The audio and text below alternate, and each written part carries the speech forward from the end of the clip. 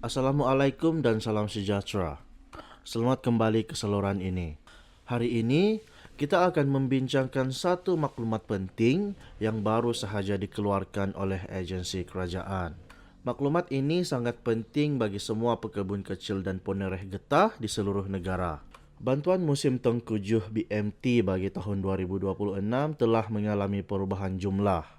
Jika sebelum ini jumlah bantuan yang diberikan adalah sebanyak RM800, kini jumlah tersebut telah dikurangkan kepada RM400 untuk tahun ini. Pengurangan sebanyak separuh daripada jumlah asal ini telah menimbulkan pelbagai reaksi. Walau bagaimanapun, pihak agensi yang terlibat telah memberikan penjelasan rasmi mengenai perkara ini. Menurut mereka, pengurangan ini dilakukan kerana akan ada penambahbaikan besar yang bakal diumumkan pada bulan Januari 2027 nanti. Ada kemungkinan bantuan ini akan diubah sesuai dari segi nama atau struktur penyampaian. Kita perlu menunggu kenyataan rasmi dan memo selanjutnya untuk perincian penuh mengenai perkara tersebut.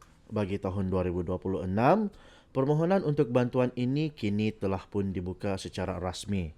Pintu permohonan telah dibuka sejak 1 Julai dan akan ditutup sepenuhnya pada 30 September 2026.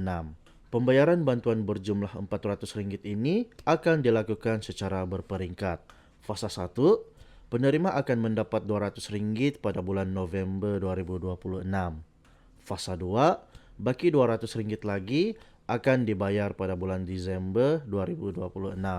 Bagi mereka yang pernah menerima bantuan ini pada tahun-tahun sebelum ini, anda diingatkan bahawa kelayakan anda tidak akan diperbaharui secara automatik. Anda masih wajib mengemaskini maklumat permohonan di portal rasmi bagi membolehkan semakan kelayakan dilakukan semula untuk tahun ini. Bagi mereka yang mahu memohon, sila pastikan anda memenuhi syarat kelayakan yang ditetapkan. Warga negara mestilah seorang warga negara Malaysia. Pendaftaran merupakan pekebun kecil atau penoreh getah yang berdaftar dengan RISDA.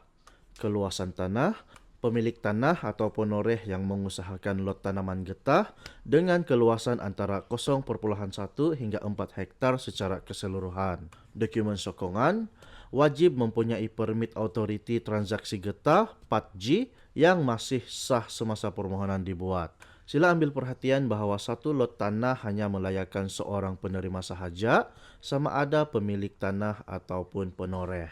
Proses permohonan adalah sangat mudah. Anda hanya perlu menyediakan dokumen sokongan yang lengkap mengikut syarat kelayakan yang telah dinyatakan. Seterusnya, layari portal Pekebun Kecil RISDA di alamat pekebunkecil.risda.gov.my untuk memohon secara atas talian. Selepas permohonan dihantar, anda hanya perlu menunggu proses semakan dan pengesahan akhir daripada pihak RISDA. Sekiranya diluluskan, bayaran akan dimasukkan terus ke akaun bank anda secara berperingkat pada bulan November dan Disember nanti. Kita semua berharap agar penambahbaikan yang dijanjikan pada masa akan datang benar-benar memberi manfaat yang besar kepada semua pekebun kecil yang terkesan.